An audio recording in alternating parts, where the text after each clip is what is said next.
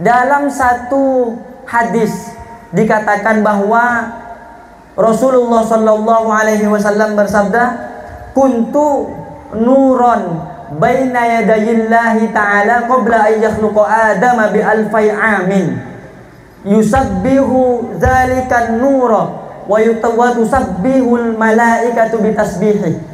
Bahwa Rasulullah Shallallahu Alaihi Wasallam mengatakan, sebelum Allah menciptakan alam semesta, sebelum Allah menciptakan langit dan bumi, sebelum Allah menciptakan Nabi Adam 2000 tahun sebelum Allah menciptakan seluruh alam semesta, bahkan sebelum Allah menciptakan Nabi Adam, Allah Subhanahu wa taala menciptakan Nur Muhammad sallallahu alaihi wasallam pertama kali.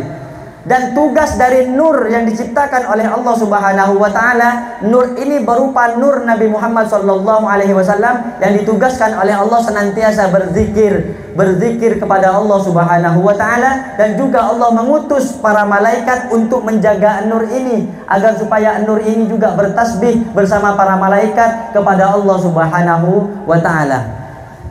Dari hadis ini, Pak, satu, dapat pelajaran bagi kita, Pak. Pelajaran yang pertama adalah Allah Subhanahu wa taala menciptakan nur Nabi Muhammad sallallahu alaihi wasallam pertama tidak main-main, Pak.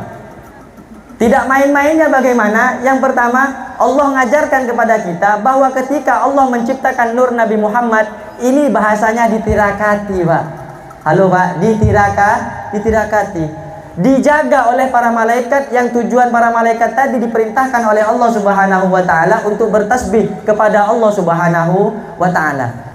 Nah, dari kisah baginda Nabi Muhammad sallallahu alaihi wasallam, ketika Allah menciptakan nur Nabi Muhammad dan para malaikat berdoa, bertasbih kepada Allah Subhanahu wa taala, yang kemudian Allah Subhanahu wa taala menurunkan nur dari Nabi Muhammad sallallahu alaihi wasallam, diturunkan oleh Allah Subhanahu wa taala kepada bapak yang pertama, yakni Nabi Adam alaihi salatu wassalam.